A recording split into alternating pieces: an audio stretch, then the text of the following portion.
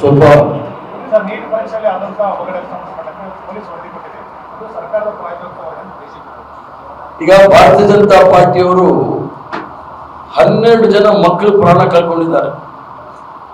ಅವ್ರು ಏನಾದ್ರು ಅವ್ರ ಬಗ್ಗೆ ಏನಾದ್ರು ಯೋಚನೆ ಮಾಡಿದ್ರ? 3 ಸಲ ಪ್ರಶ್ನೆ ಪತ್ರಿಕೆ ಸೋರಿಕೆ ಆಗಿದೆ. ಅದು ಯಾರು ಅಂತ ಹೇಳಿ ಕಂಡುಹಿಡಿದ್ರ?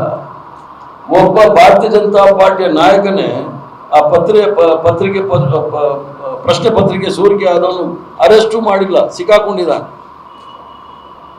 ಆದ್ರಿಂದ ನಾವಲ್ಲಿ ಮಾಡಿದ್ವಲ್ಲ, 3 ಜನಕ್ಕೆ ಮಾತ್ರ ಒಳಗಡೆ ಹೋಗಕ್ಕಾಗಿಲ್ಲ ಅಂತ ಹೇಳಿದ್ರು. ಇದು ಬಿಜೆಪಿ IT ಸೆಲ್ ಇದೆ ನೋಡಿ, ಸುಳ್ಳಿನ ಫ್ಯಾಕ್ಟ್ರಿ. ಅವರು ಕೆಟ್ಟ ಹೆಸರು ತರಕ್ಕೆ ಪ್ರಯತ್ನ ಮಾಡಿದಾಗ ನಾನು ಖುದ್ದು ಅದ್ರ ಬಗ್ಗೆ ಬಹಳ ಹೆಚ್ಚು ಕಾಳಜಿ ವಹಿಸಿದ್ದೆ. ಮಕ್ಕಳಿಗೆ ಏನಾದರೂ ತೊಂದರೆ ಆಗಿದ್ರೆ ನಾನು ವಿಷಾದ ವ್ಯಕ್ತಪಡಿಸಿದ್ದೀನಿ. ನೆನ್ನೆನೆ ಅಲ್ಲಾಗಿದ್ದೇನು, ಅಕಸ್ಮಾತ್ 1,11,000 ಜನ ಬಂದಿದ್ದಾರೆ. ನಮ್ದಲ್ಲಿ ಫುಟ್ಫಾಲ್ ಅಂತ ಸಿಗುತ್ತೆ, ಅಲ್ಲಿ ನಾವು ಇದಾಕಿರ್ತೀವಿ, ಏನಂತ ಸೆಕ್ಯೂರಿಟಿ ಇದು ಮೆಟಲ್ ಡಿಟೆಕ್ಟರು, ಅದರಲ್ಲಿ 1,11,000 ಬಂದಿದ್ದಾರೆ.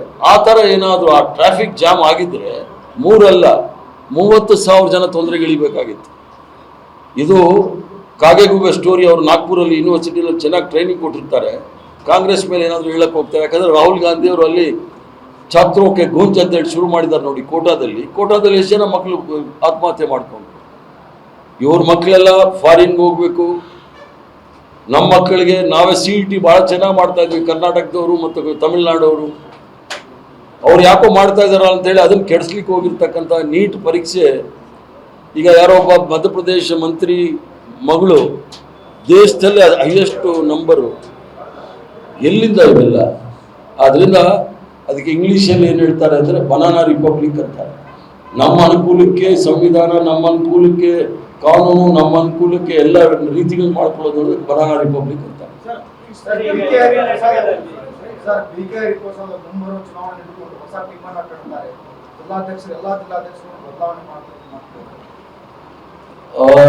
ಮುಂದೆ ಬರ್ತಕ್ಕಂಥ ಚುನಾವಣೆಗೆ ತಯಾರಿ ಮಾಡ್ಲಿಕ್ಕೋಸ್ಕರನೇ ನನ್ನನ್ನು ಕಳಿಸಿರೋದು.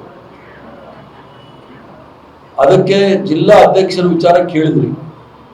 ಈಗ ನಾವು 2024ರಲ್ಲಿ ಬೆಳಗಾವಲ್ಲಿ ಮಹಾತ್ಮ ಗಾಂಧಿ ಅವರ ಅಧ್ಯಕ್ಷತೆಯಲ್ಲಿ 100 ವರ್ಷ ಆಗಿರ್ತಕ್ಕಂಥ ಸಂಭ್ರಮ ಮಾಡಿದಾಗ ಅಲ್ಲಿ ವರ್ಕಿಂಗ್ ಕಮಿಟಿ ಒಂದು ತೀರ್ಮಾನ ತೆಗೆದುಕೊಂಡಿತ್ತು. 2025 ಇಸ್ವಿ ಸಂಪೂರ್ಣವಾಗಿ ಸಂಘಟನೆಗೆ ಮೀಸಲಾಗಿಡಬೇಕು ಅಂತ ಹೇಳಿ ಏಪ್ರಿಲ್ ತಿಂಗಳಲ್ಲಿ ನಾವು ಸಂಘಟನ್ ಸರ್ಜಾನ್ ಅಭಿಯಾನ ಅಂತ ಶುರು ಮಾಡಿದ್ವಿ. ಸಂಘಟನ್ ಸರ್ಜಾನ್ ಅಭಿಯಾನ ಏನು ಅಂತ ಹೇಳಿದ್ರೆ, ಒಂದು ಡಿಸ್ಟ್ರಿಕ್ಟ್ ಕಾಂಗ್ರೆಸ್ ಕಮಿಟಿ ಪ್ರೆಸಿಡೆಂಟ್ ಅಧ್ಯಕ್ಷನ ಮಾಡಬೇಕಾದ್ರೆ ಬೇರೆ ರಾಜ್ಯದಿಂದ ಅಬ್ಸರ್ವರ್ಸ್ ಬಂದು ಮಿನಿಮಮ್ 1 ವಾರ ಇರ್ತಾರೆ ಆ ಜಿಲ್ಲೆಗಳಲ್ಲಿ. 1 ವಾರ ಇದ್ದು ಕನಿಷ್ಠ 2 ಹೆಸರು, ಗರಿಷ್ಠ 6 ಹೆಸರು ಕೊಡ್ಬೋದು. ಅವರು ಇನ್ನೊಂದು 1-1.5 ತಿಂಗಳಲ್ಲಿ ಬರ್ತಾರೆ, ಅವರು ಅನೌನ್ಸ್ ಮಾಡ್ತಾರೆ ಸಂಘಟನೆ ಸರ್ಜಾನ್. ಆಗ ಅವರ ಅಭಿಪ್ರಾಯವನ್ನು ತೆಗೆದುಕೊಂಡು ನಾವು ಜಿಲ್ಲಾ ಕಾಂಗ್ರೆಸ್ ಕಮಿಟಿಯನ್ನು ಪುನರ್ರಚನೆ ಮಾಡೋದ್ರಲ್ಲಿ ಮಾಡ್ತೇವೆ.